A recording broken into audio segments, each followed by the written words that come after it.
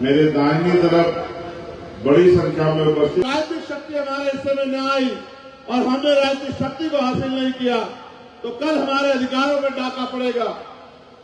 हमने भी खुद से भी बहुत लंबे आंदोलन किए और ये कहा कि आरक्षण को संविधान की 9वीं अनुसूची में डाल दीजिए। जब देश में कांग्रेस की सरकार थी सेंटर में, तब हमने इस मांग को उठाया कि आप आरक्षण को 9वीं अनुसूची में डाल दीजिए, जिससे कि न्यायपालिका का हस्तक्षेप आरक्षण व्यवस्था में बंद हो जाए। उनकी सरकार थी, उन्होंने कभी नहीं सुना। अब इनकी सरकार है जो अजगर की तरह हमारे अधिकारों को निगल जाना चाहती है। ये बात मैंने इसलिए बताई कि आपके अगर मन में डर हो कि कांग्रेस के साथ नहीं जाएंगे तो भाजपा आ जाएगी, और अगर कांग्रेस को हटाना चाहते हैं तो भाजपा को लाना पड़ेगा। चाहे आप इनके पाले में रहो या इनके पाले में रहो, आपके हक अधिकार तब सुरक्षित होंगे जब आपके पास अपनी ताकत होगी। क्योंकि मान्यवर काशीराम साहब कहते थे कि दूसरों के महलों से अच्छी होती है अपनी झोपड़ी। दूसरे के महलों में आप किराएदार होते हैं, आप उसमें मालिक कभी नहीं बन सकते। दूसरों के महलों में कितने ही पत्थर लगा दो, कितना खून पसीना बहा दो, एक न एक दिन मालिक, जब आप अपने अधिकार मांगोगे तो मालिक आपको कहेगा कि कहीं और रास्ता देख लो। इसलिए मैं आपसे कहना चाहता हूं कि ये तमाम दल यहां थे, और अगर वास्तविकता में दल आपके हितैषी होते तो बाबा साहब अम्बेडकर को अपने 4 बच्चों की कुर्बानी न देनी पड़ती। बाबा साहब अम्बेडकर खून के आंसू न रोते। मान्यवर काशीराम साहब अपना जीवन आपके लिए लगा के गली गली साइकिल से पैदल यात्रा और साइकिल यात्रा ना करते, सारी सुख सुविधा त्याग करके क्लास 1 की नौकरी छोड़ के आपको जगाने के लिए नहीं निकलते। हम कोटा की धरती पे हैं, इससे पहले हम भीलवाड़ा की धरती पे थे, उससे पहले हम पाली की धरती पे थे, उससे पहले हम जालौर की धरती पे थे। हर धरती की अपनी एक अलग अलग तरह की यहां विशेषताएं। जैसे जालौर और पाली सामंतवाद का गढ़ है, जैसे भीलवाड़ा वस्त्र नगरी है, ये शिक्षा की नगरी है। इस शिक्षा की नगरी में मैं आपसे बात कर रहा हूं कि आप पढ़ लिख के शिक्षा हासिल कर रहे हैं। क्या आने वाले समय में आपको महसूस होता है सरकारी नौकरी बचेगी? उन सरकारी नौकरियों को न खत्म किया जाए, इसके लिए कोई दल सड़कों पर आकर आंदोलन कर रहा है क्या? वो आपसे कहते हैं कि बीजेपी खराब है इसलिए हमें वोट दे दो। और मैं आपसे पूछना चाहता हूं मेरे लोगों, अगर आप जागरूक हो तो मुझे बताओ, जितेंद्र मेघवाल की मूछें रखने पर हत्या हुई, इंद्र मेघवाल की मटकी छूने पर हत्या हुई, ओम प्रकाश रैगर की उसके पिता का अपमान हुआ और वो न्याय नहीं दिला पाया, उसने सुसाइड कर लिया। कार्तिक भील का परिवार सिरोही में आंदोलन पे बैठा 8 महीने से,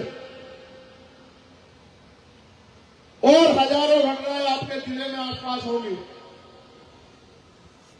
अभी अभी उदयपुर में कन्हैया नाम के एक व्यक्ति की हत्या हुई। मुख्यमंत्री उनके घर पहुंचे और उनके परिवार को 2 सरकारी नौकरी दी, 50 लाख रुपए का मुआवजा दिया, 50 लाख दिया, 1 करोड़ दिया, 1 करोड़ रुपए का। अभी अभी जयपुर में 2 दिन पहले एक हत्या हुई, मुस्लिम समाज के भाई।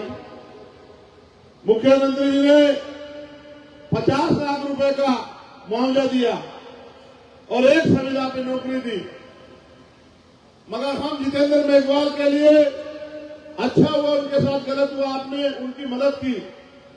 लेकिन इसी सरकार से हम लोग जितेंद्र मेघवाल के लिए, इंद्र मेघवाल के लिए, कार्तिक भील के लिए, ओम प्रकाश रैगर के लिए न्याय की मांग करते रहे, एक बार हमें नहीं सुना गया। और तो और जब मैं अपने परिवार से मिलने आया, 4-4 बार इन्होंने मुझे वापिस दिल्ली भेजने का काम किया, लेकिन जब मैं इस बार जालौर आया, इतने संख्या में लोग आए, इससे 2 गुना बड़ी जमीन और भर गई पूरी। और रात का अंधेरा हो गया, 8 घंटे हो गए, लेकिन लोग खड़े रहे इस उम्मीद में कि उनका भाई आएगा, वो उसको सुनेंगे, वो जो आदेश देगा उसका वो लोग पालन करेंगे। मैं आपसे पूछना चाहता हूं, चुनाव के बाद आपके बीच में आके किसी ने आपसे पूछा कि आपका पेट खाली है, भरा हुआ है?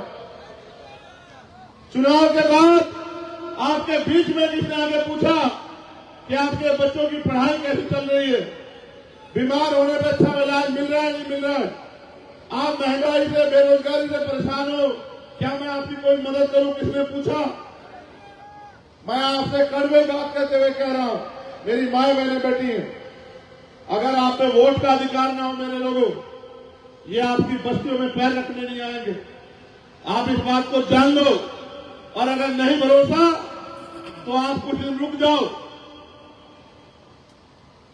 आज ये सम्मान स्वाभिमान का जीवन, आज जो नेता अगर हमारे लोगों के पैर धोते हैं, हमारे लोगों के घरों में जाकर भोजन करते हैं, इसका एकमात्र कारण है कि करोड़ों रुपए से भी कीमती ये ताकत है आपके पास, हर व्यक्ति के पास, वो है वोट। वो वोट आपसे कैसे ली जाए? डरा के, गुमराह करके, कुछ साधन देके, कुछ लालच देके, कुछ मदद करके, अगर ये वोट की ताकत आपके पास ना हो तो आपकी लुटती असमतों में भी कोई आंख ना बहाए। आप नहीं जानते एनसीआरबी का डाटा क्या कहता है? क्या राजस्थान में महिलाएं सुरक्षित हैं? आपके बराबर में लगता है मध्य प्रदेश, हमारे मंदसौर के साथी आए हुए, मैं जब वहां यात्रा कर रहा था, ये यात्रा मैंने भगवान बुद्ध की धरती शुरू की, सिद्धार्थनगर, कपिल वस्तु, नेपाल बॉर्डर, जहां से शांति का उपदेश आया। लेकिन अब मुझे लगता है शांति से काम नहीं चलेगा मेरे लोगों। अगर आपने क्रांति का मन नहीं बनाया तो आने वाले कुछ दिनों में आपके वजूद पर भी खतरा हो जाएगा। इसलिए जब मैं मध्य प्रदेश में घूम रहा था इस यात्रा को लेके, मैं लोगों के बीच में जाता, उनकी समस्याएं सुनता। 200 रुपए 250 रुपए रोजगार, वेतन, खेतों में काम करने का महिलाओं को मिलता। आप ये बताओ, कई क्षेत्र तो राजस्थान का ऐसे जहां पीने को पानी नहीं, आपके यहां फिर भी ठीक है, मैं होके आया, खारा पानी। जो सरकार पीने की पानी की व्यवस्था ना कर पाए, और मैं इसको भी कह रहा जो आज है, इससे पिछले वाले को भी कह रहा हूं, एक बहुत बड़ा प्रोजेक्ट है ईआरसीपी का यहां, जिससे 13 जिलों को पानी मिलना था। यहां के किसान परेशान है, और जब मैं पाली में था, मैंने किसानों से बात की, उन्होंने कहा साहब, भारत के